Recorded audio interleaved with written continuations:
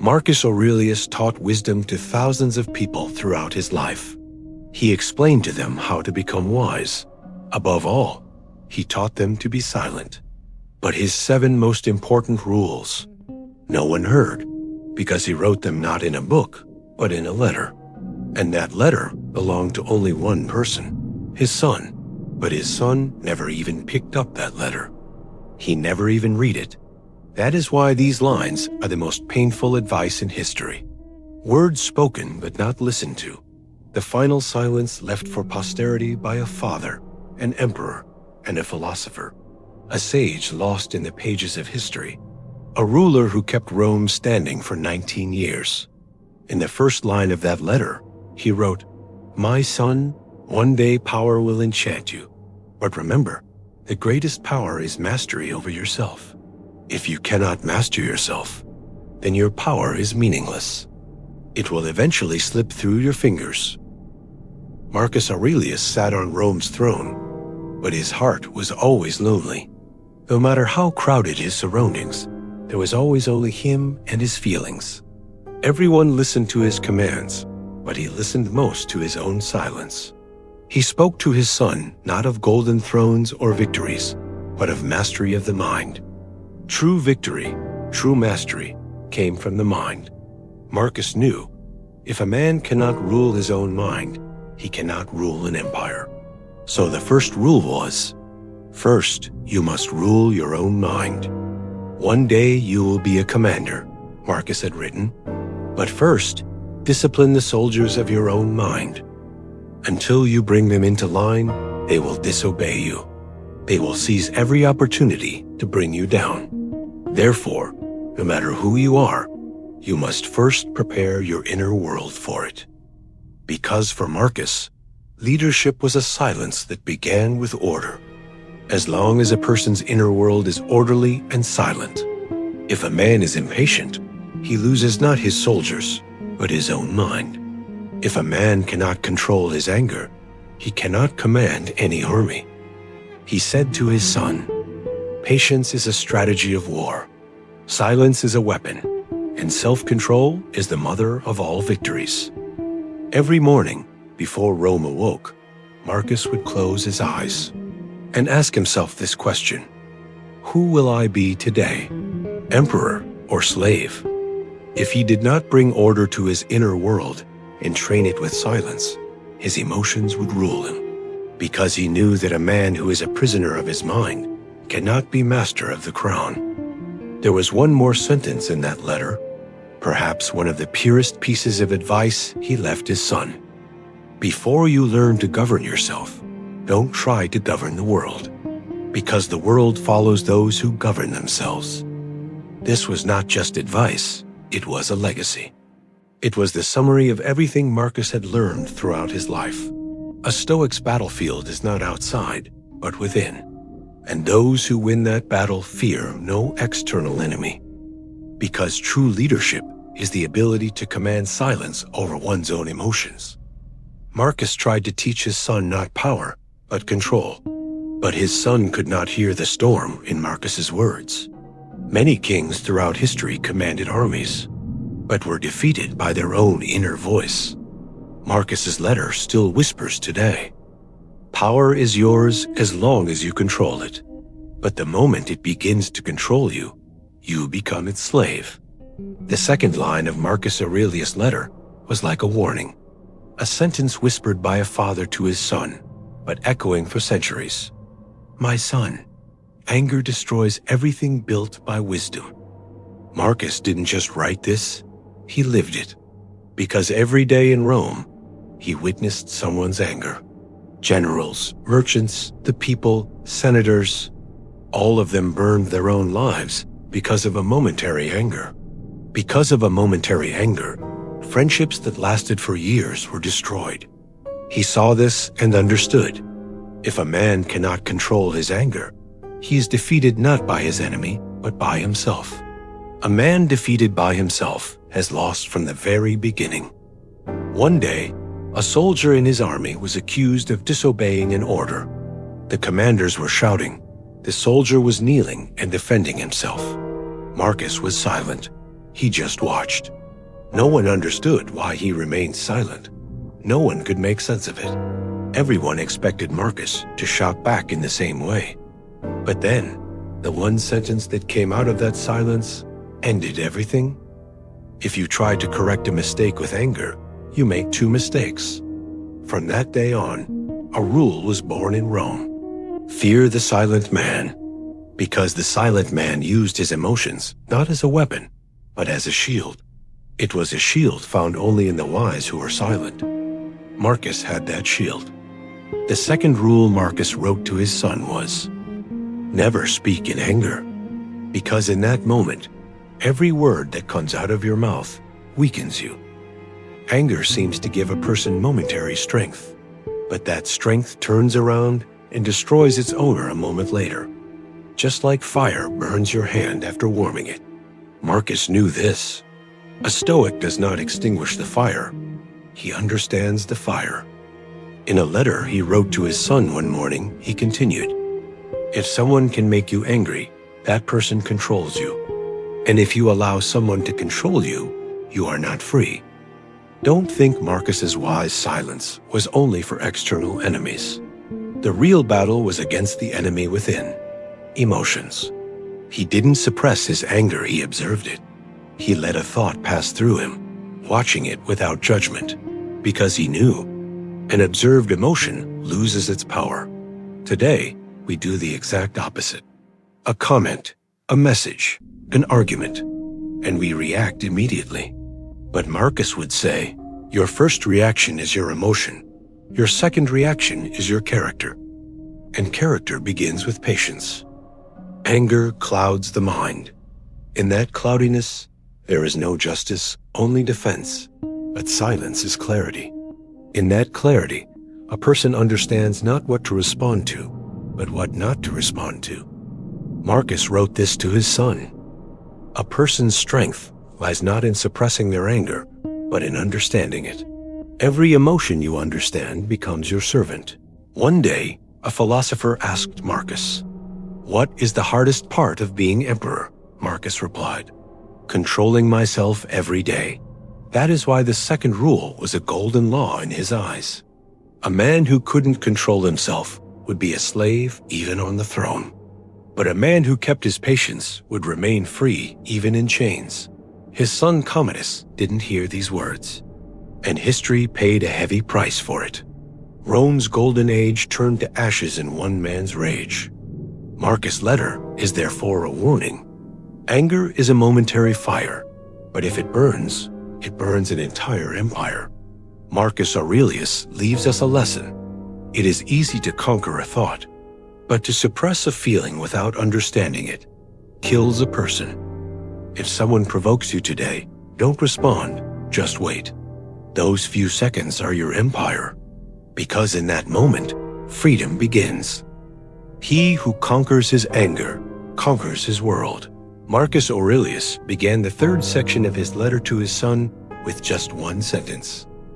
Protect your mind, for one day it will be your only empire. This line encapsulated Rome's greatest philosophy. Stone walls crumble, armies disband, people change. These things could happen over time, but a person's inner world, that is their true kingdom. And those who lose that kingdom cannot sit on any throne. Even if they did, their emotions would rule them, and they would become slaves to those emotions.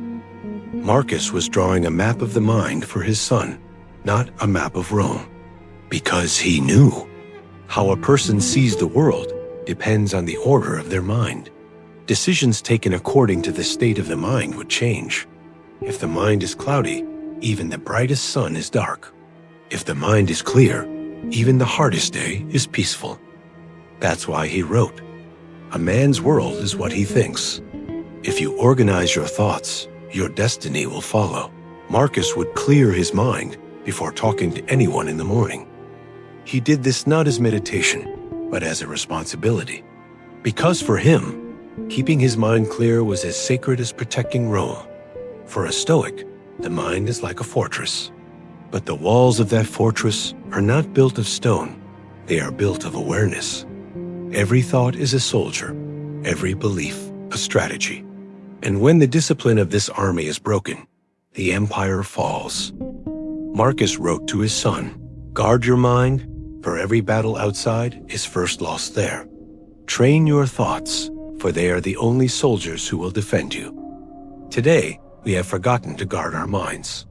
Every notification, every argument, every news story, they open the doors to our minds, and without realizing it, the enemy enters. Jealousy, anger, fear, distraction, ... If Marcus were here, he might say, "You are trying to protect Rome, but you are leaving your own mind open to invasion." The mind is not a complex castle, but actually a simple garden. But if you don't water that garden every day, weeds will grow. Marcus would clean his mind every morning like a gardener. He would prune fear, pull out anger, and plant gratitude. Because he knew, whatever you nurture in your mind, you will reap in your life. One morning, he wrote to his son, "My son, if you can remain calm even when your mind is scattered, then on that day you will be an emperor." This was not just advice, it was a test. Because true strength is not when the outside world does not shake you. It is when you can keep your inner world steady. This rule of Marcus's is like the summary of his entire life. He commanded not thousands of soldiers, but his own thoughts. If he could remain silent, even in the midst of battle, it was because he could. Because the mind is the greatest battlefield. And for one who rules there, no external war matters anymore. If your mind is scattered, the world rules you. If your mind is orderly, you rule the world. That's why Marcus's letter was not just advice. It was a strategy book, but not a book on war strategy, a strategy for inner mastery. How full is your mind today? How many thoughts are yours? How many are the voices of others? Marcus's whisper is still audible. Train your own mind, because an untrained mind is your greatest enemy. The collapse of an empire does not begin from the outside. It begins from within, in thought, attention, awareness. So when you open your eyes in the morning, ask yourself this question: whose mind is mine today? Keep fighting until the answer is mine. The fourth rule in Marcus Aurelius' letter was the simplest yet deepest sentence he wrote to his son. "My son, do not seek power, for those who seek it become its slaves." Marcus was the most powerful man in Rome. No one dared stand against him. But he never loved power, because he saw how power poisoned people. That's why he hated power. He lived the story not of those who gained power, but of those crushed under it. He always sided with the oppressed. Every morning when he woke up, hundreds of people waited for his approval. His every glance could change a life. But every morning, he asked himself the same question: am I ruling today, or is power ruling me? For Marcus, true wisdom was not controlling power, but not allowing power to control you. Because a person is mature, not when they possess power, but when they can remain humble in the face of it. He once wrote, "A man's character is measured not by the power he possesses, but by his ability to remain simple despite the power he possesses." This is where human power is measured. In Rome, many leaders shouted to appear powerful. They tried to show themselves as strong to the people. They used this to increase their dominance by displaying their power. But Marcus was silent. He never engaged in such displays of power. He couldn't bring himself to do it, because he knew that noise comes from fear. True power is not revealed by shouting, but by remaining silent. He wrote to his son, "One day, the people will praise you, applaud you, and that applause will try to distance you from yourself. Then remember, praise is a golden chain." For Marcus, the most dangerous enemy was not the external enemy. The external enemy could only affect you as much as you allowed it to. It was the hidden arrogance within the person who thought himself a god. This arrogance was man's most secret, most insidious enemy, and that arrogance could blind even the wisest man. One morning he wrote this in his notes: "Power is a fire that grows slowly. If you control it, it gives light. If you cannot control it, it burns. When it burns you too." People captivated by the spell of power become enslaved without realizing it. Just like people today, they think they do everything of their own free will, but they are completely enslaved. At first they say, "I am in control," but then they realize power controls them. This was Marcus's greatest warning to his son, because he saw that poison in Commodus's eyes early on. "Power does not make you great. It tests you," he said, "and those who fail this test destroy their own throne with their own hands." We face the same test today, but our power isn't thrones. It's likes, money, status, ... Modern Rome is now inside our screens, and it whispers the same spell: more, more. But Marcus's answer was clear. To be content with little is the greatest power. Marcus left his son one more line, perhaps the simplest yet most piercing sentence in the letter. True power is daring to remain unseen, because people who want to be seen seek approval. People who seek approval are chained, and someone who is chained is never truly strong. That's why Marcus tried to teach his son not strength, but the will to carry that strength, because he knew a king rules not with a crown, but with character, and the foundation of that character is the ability to forget oneself. Marcus Aurelius' fourth rule whispers the same thing to us. Are the things you possess today making you grow, or are they taking something from you? Where power begins to change you, you must remember yourself, because if you forget, you will be lost. Power is not a throne, but a mirror. It shows who you are when the lights go out. This rule Marcus left for his son is actually a reminder written for all of us. Don't seek power, build yourself, because a powerful person doesn't need power. The fifth rule Marcus Aurelius wrote to his son was the most human, most fragile part of the letter. The most powerful man in Rome was already old when he wrote these lines to his son. His body was weary, his friends few, his victories meaningless.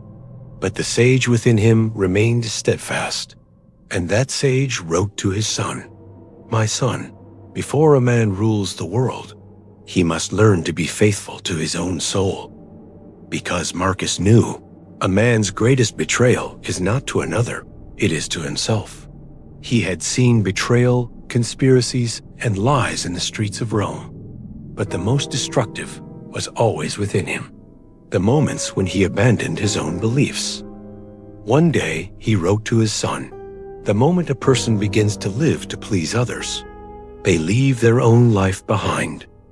He spends his entire life trying to look good to other people, and in the end, he realizes the truth, but it's too late. This was his silent cry, because everyone around him wanted something from him.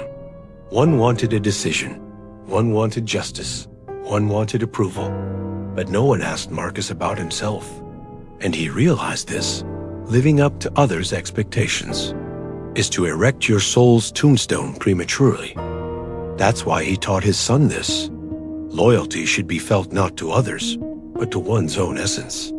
A Stoic is loyal not to people, but to his principle. And that principle echoes with the same voice within everyone. Do not remain silent when you know the truth. Do not turn away when you see wrongdoing. For Marcus' son Commodus, these words were not advice, but a warning. For he had succumbed to the intoxication of power. He forgot his father's advice to be faithful to the soul, and that forgetfulness plunged Rome into darkness. Marcus sensed this. That is why he added this line to his letter: "If one day everyone says yes to you, you have lost your way." Loyalty is listening to the voice of your conscience, not the crowd, and that voice of conscience is often silent. But once you hear it, you can no longer deny it. In the quiet of the mornings, Marcus always asked himself the same question. Today, to whom am I loyal? To my people, to my thoughts, or to God? And the answer was always the same: to myself. This was not selfishness. This was preserving integrity, because someone who remains true to their soul never lies to anyone, and someone who never lies never fears.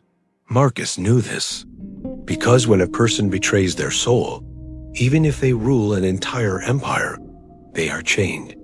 But someone who protects their inner voice is free even in the darkest dungeon. He left one last line for his son: if you sell yourself, everything you gain will enslave you. Marcus's words have echoed for centuries. Even today, people cheapen their souls to buy the approval of others, to be liked, noticed, appreciated. They silence their inner voice, but Marcus' voice still whispers. One day, when everyone applauds you, you may no longer be able to hear yourself. Loyalty to your soul is the oldest virtue forgotten in the modern age. Staying true to yourself sometimes means being alone. But loneliness is not loneliness for the wise. It is a place of purity. Marcus Aurelius wanted to explain this to his son. Loyalty should be to a principle, not to a man. And that principle should live like a silent law from within. Be yourself, no matter what. If one day you find yourself between two paths, one easy, the other right, remember Marcus' words. The right path is rarely crowded, and if one day everyone is walking in a different direction, stop, take a breath, and listen to your inner voice. Because a Stoic knows, losing an empire, but preserving your soul, that is the true victory. The sixth rule in Marcus Aurelius' letter was about time. But for him, time was not a measure, it was a teacher. Time was the wisest teacher in his eyes. The lesson it taught would come to you sooner or later. And that teacher taught not those who rushed, but those who remained calm. One morning, he wrote to his son, "My son, do not try to control time. Time serves not the hasty, but the patient." In Marcus's eyes, time was like a river. The person who runs rows against that river, but the patient person goes with the flow. And one day he realizes, true wisdom is not using time, but living in harmony with it. In the Roman palace, everyone tried to control time. Generals presented reports, advisors made plans, senators demanded decisions. But Marcus would be alone in the early hours of the morning, waiting by the window. He didn't write or speak. He just watched the sunrise. Because that moment was a lesson for him. The universe is in no hurry, but everything happens in its own time. Marcus wrote this sentence to his son many times. Because he knew, a leader's greatest enemy is not time, it is impatience. The impatient person sees time as an enemy, but the wise person knows, time does not fight you. It is your mirror. One day he wrote to his son, when you rush to finish a task, you detach your heart from it, and that task no longer teaches you. In Marcus's world, every moment was a teacher, a battle, a dialogue, a silence. All were different ways of feeling time. But modern man has forgotten this. We began to chase time, and the more it ran away, the more tired we became. Marcus understood this long ago. That's why he set a rhythm in the mornings, not a plan. He didn't resist the flow of time. He observed it, listened to it, internalized it. Time is gentle to the patient, merciless to the hasty. He advised his son, every day has its own rhythm. See that the sun does not rush, and be like it. According to Marcus, the moment a person races against time, they lose. Because racing kills awareness. A Stoic does not measure time, he lives it. And living is not just existing, it is being aware. A person who is aware of time lives a lifetime within a single minute, but one who is unaware wastes a lifetime in a minute. Marcus wanted to explain this difference to his son. Son, he said, time doesn't wait for you, but it shapes you. So don't try to control time, befriend it. Today we divide time into pieces, minutes, hours, days. But Marcus saw time as a breath. You take it, you give it, but you don't hold it. Because the moment you try to hold it, you disconnect from life. You sever your connection to life and cease to exist. He summed it up in a sentence he wrote in the quiet of the morning. Time is not what kills you, it is what purifies you.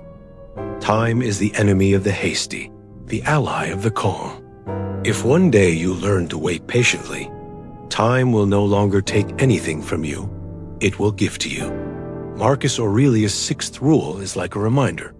You cannot gain time, but you can feel it. And those who can feel it no longer rush. Patience is not waiting, it is calm in motion. Patience is not waiting, it is remaining calm while in motion. For a Stoic, patience is not passivity, but controlled action. To follow the rhythm of time is to respect the order of the universe. And the person who respects that order fears no storm. Marcus's final sentence was perhaps the greatest lesson he wrote to his son. My son, he who walks with patience. Even time itself passes. When Marcus Aurelius reached the end of his letter, it was no longer words that spoke, but silence. He wrote to his son one last time, but it was as if it was not his pen, but his heart that wrote. My son, one day you will forget these lines, but I hope you will remember my silence, because he knew. Words fade with time, but silence echoes. And sometimes a father does not give advice to his son, he simply sets an example. Marcus's final lines were like a prayer. Find the same silence I found. For there, God's language speaks. The noise of Rome, the wars, the betrayals, all were forgotten one day. But one thing remained. The silence a man kept in the mornings. This was what retained its meaning throughout the ages. The wisdom a man taught without raising his voice, even to his own son. He left his son one final line. If one day you cannot tell who is right, look to see who is calmer. This was his legacy. Not gold, not land, not a throne. Just a habit, not responding to noise. Marcus Aurelius' silence lived on even as empires fell. Because that silence was not that of a leader. It was the essence of a human being. Today, we don't hear that silence, but we still feel it. Because there is a Marcus within every person. A side that thinks before speaking, understands before ruling, and shapes the world even when silent. The voice of wisdom is not loud, it whispers in silence. And everyone who hears that whisper becomes the master not of an empire, but of their own destiny. They become the painter of their own destiny.